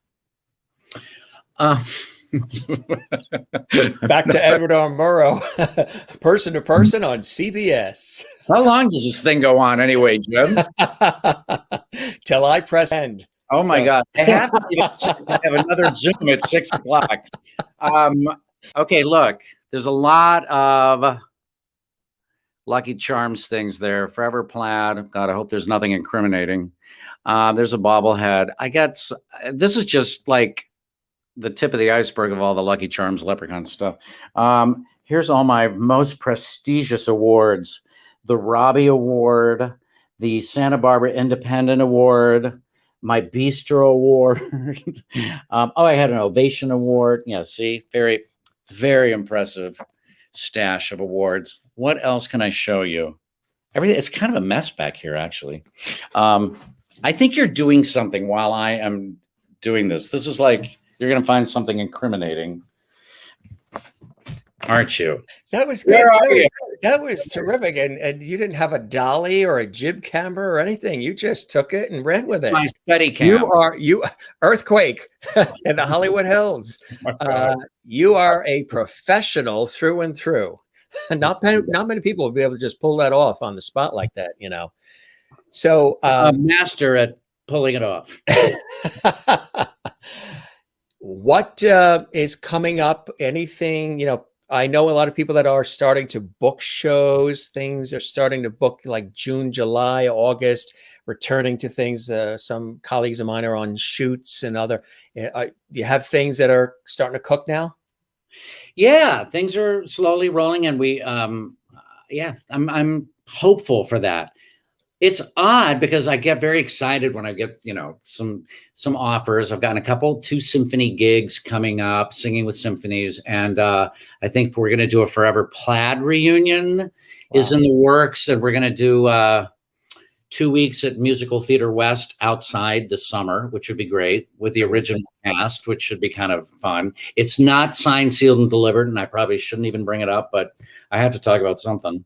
And this thing with Linda Pearl, which will be in September and October in Santa Barbara. So very excited about that. But it's funny. I'm like, I really want to work, and I really want to get back to it. But that means I got to leave the house and like get off the couch. You're really enjoying it. You've become a nice comfort homebody. You're enjoying being home, huh? You know why? Probably a lot of people are, because they've had years and years of touring and running and doing and chasing and creating, that this time actually has been a breather. You know, you could breathe and just, you know, do things you want to do, that you actually want to do, as opposed to always have to do. And, you know, how many closets have you cleaned during all this? I think that's a very personal question. Yeah. We will have him back for that answer, my friend. You know, I really wish that you were. I really wish you were a guest that had a sense of humor. You got to really work on that. It's fun to talk to. I appreciate that, my friend. You're delightful. Where have you been all my life? East Coast.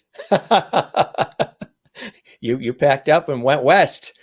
It wasn't big enough for both of us.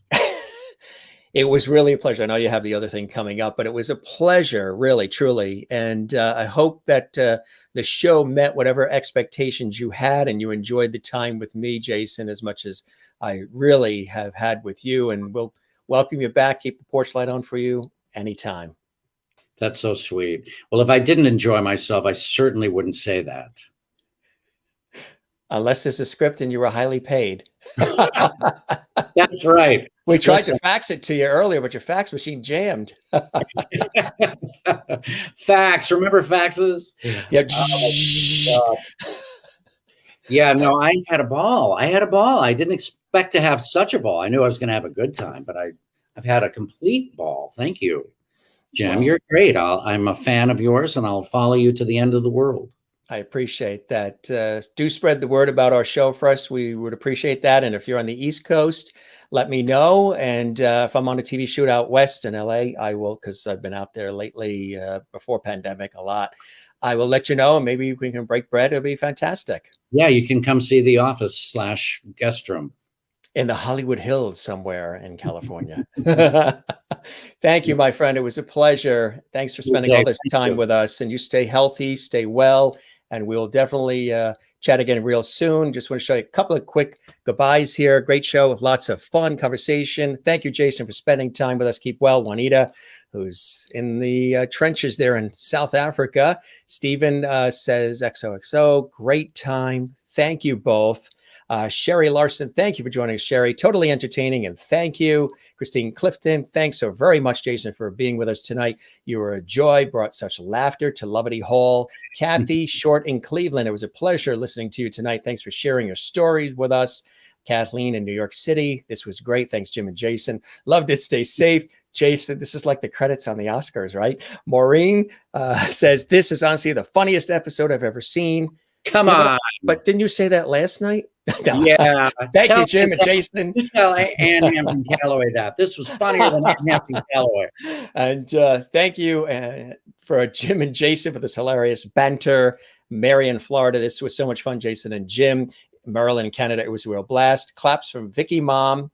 And Steve Kameko says, come to Chicago. Come back home to Chicago. Steve, where can I perform in Chicago? I performed at Davenport's. I was born in Chicago. Right. I performed in Davenport's and at that beautiful theater every year at the Chicago Humanities Festival. I did like shows all over there, but I'd love to come back to Chicago. I miss it. And it'd be great to see you. Absolutely. And Steve says, thank you. Thank you, Steve. A real pleasure having you with us, and I hope you'll watch regularly. And Bona says, thank you for your time, Jason. Surely enjoyed listening. Come back to Levity Hall. And Steven says, be healthy. See you in a month. Who in a month? You're in Michael Colesby's book, and you're seeing Steven in a month. Am I seeing you in a month, Steven? Do we have a date?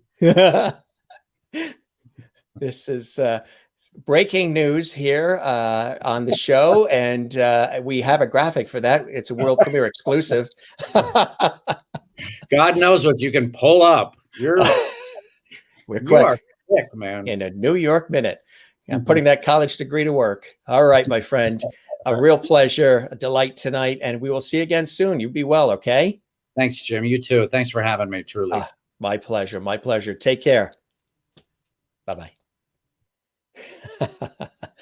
That is Jason Graae. Is he not amazing? Gang, you guys are the best. We had a lot of fun tonight, as we always do here. And Christine goes, the things you find out about your life during the JMS Live.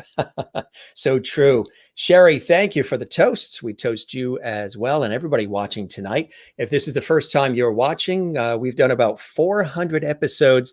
And again, this show is an extension of my professional work as a television and radio host, personality, presenter, journalist, actor, writer, producer, stage MC for years on all these different stations and networks and PBS and lifestyle travel shows, game shows, shopping shows, public affairs news. You know how it is. Steve knows what I'm talking about. Steve Kameko, because he has been a brilliant host himself and personality over the years.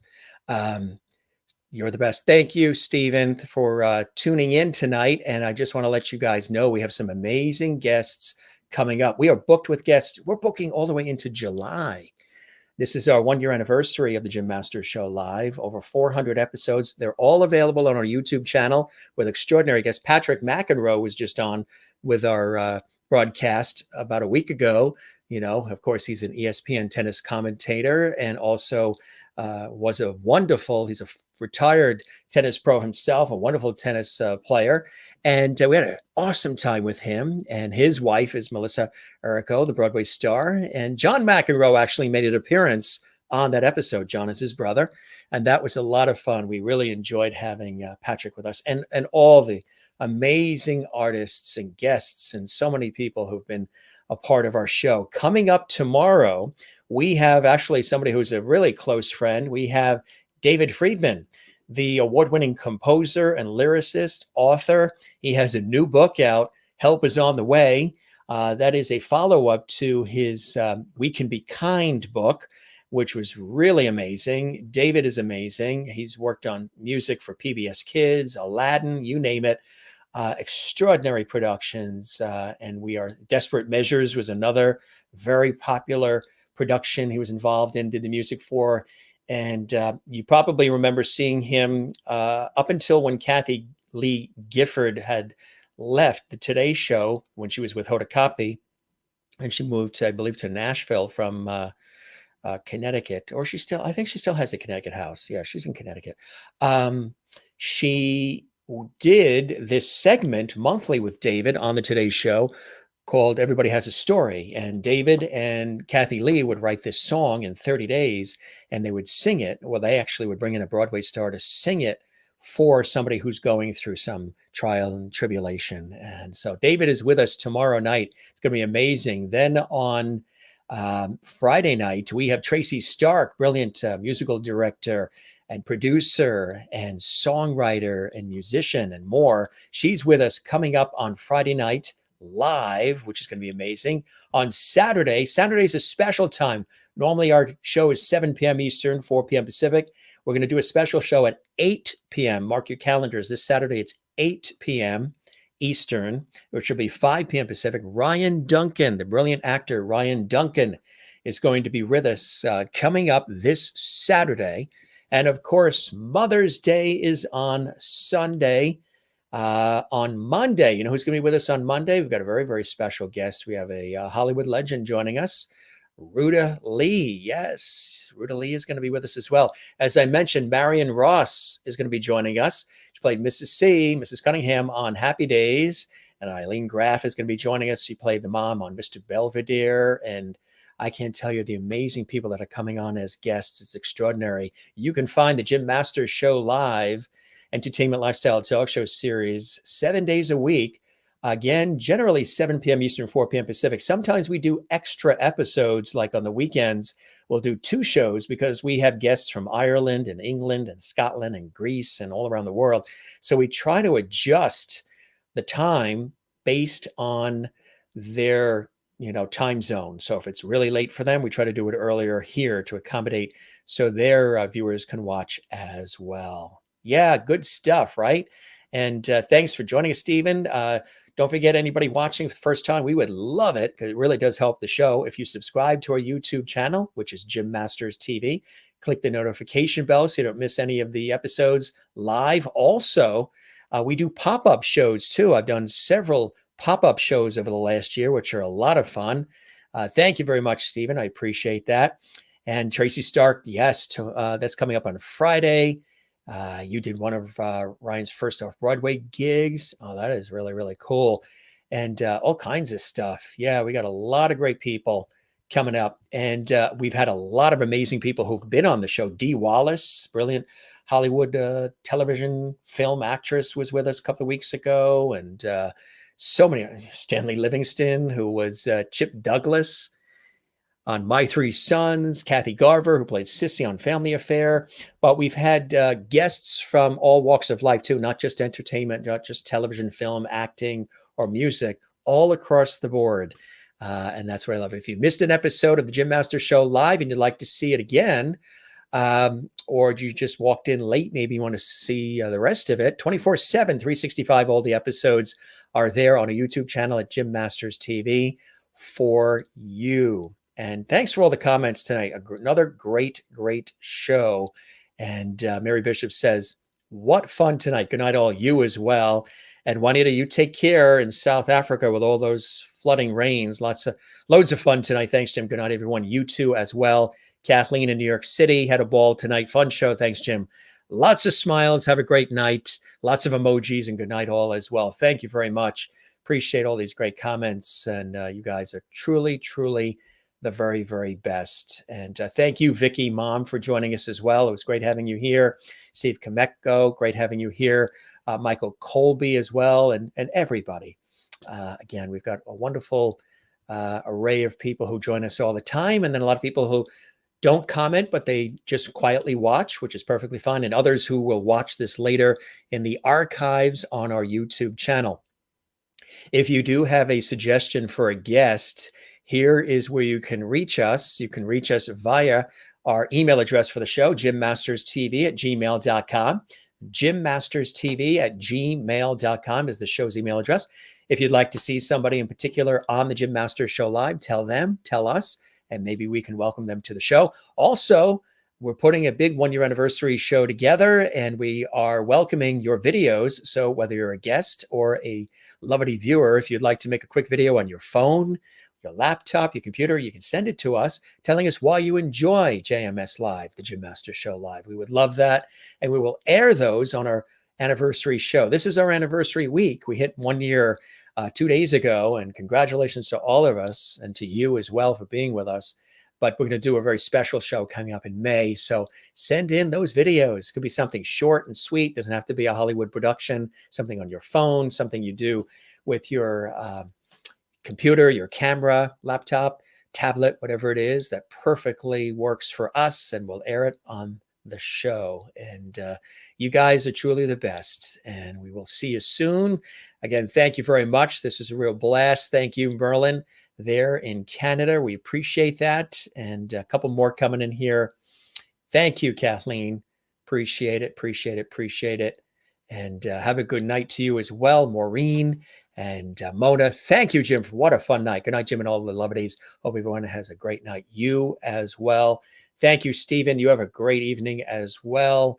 And also, thank you for what you do always, Jim. Thank you. I appreciate that. Spread the word for us. So we're just, it's 1 year, but we're just getting going. And what a load of fun this has been. Thank you, Jim, for the laughter and levity. My pleasure, especially after a hard day working in the hospital. I'm sure tuning into our show hopefully lifts your spirits and makes you feel good. And you take care as well. Juanita, thanks, Jim. Docking my canoe now. She's been just floating around trying to get a signal in South Africa so she can keep her Wi-Fi going. Watching on her phone, I am sure. Gang, you guys are the very, very best. We really appreciate all of you. And as we always say here on the Jim Masters Show Live, we've been doing this, I think, since the beginning. Hey, you know what? Don't forget to smile. Really important to do that. Really important. That's the best contagion out there. Don't forget to share the levity. Again, levity was a word I just happened to come up with accidentally when I was saying light, love, and levity too fast in the summer, and out came the word levity. And everybody has sort of enjoyed it. So the viewers are our levities, and the guests become levities, and this whole situation is all about levity. Find your Zen place too. Find your Zen place. Mine, of course, is the ocean, but nothing tops time with loving family and friends. But living here on the East Coast by the Atlantic Ocean, it is a Zen place. Swimming, surfing, boogie boarding, sailing it, walking it, floating in it. It is big time for me.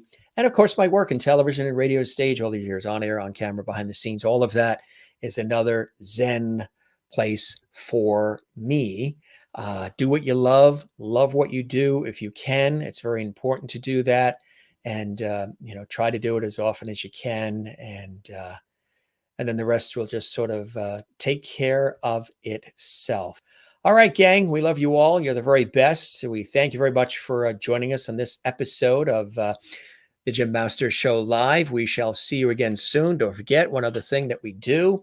We always tell everybody to love one another and love yourself. Everybody here that watches our entertainment lifestyle talk show series, you're all welcome. It doesn't matter your religious views, political views, height, weight, income, waistline, none of that matters. Zip code, you're all welcome to join us nightly here on the Jim Masters Show Live. And don't forget, during the pandemic and everything, we've been showing this, and I think we'll keep doing it. Don't forget to love one another and love yourself. Remind yourself that you have value, and there's a reason why you're on this planet, and you're welcome to come to the table, and you have a right to be at the table. So relax, take time for yourself, breathe from the diaphragm, really important thing to do. We're going to wrap up here from Lovely Hall, the Jim Masters Show Live. It's always a pleasure when you guys join us. We appreciate all the love and support. Spread the word. Love the YouTube channel. You can also find me on Facebook at Jim Masters TV. That's right, at Jim Masters TV on Facebook, Instagram, Twitter are all Jim Masters TV. And also, we have a Facebook group now for this show. It's called JMS Live Lovely Hall. JMS Live Lovely Hall. Check that out. It's a really, really cool Facebook group. Everybody's very active in it, and I chime in once in a while and say hi to everybody. So again, check that out.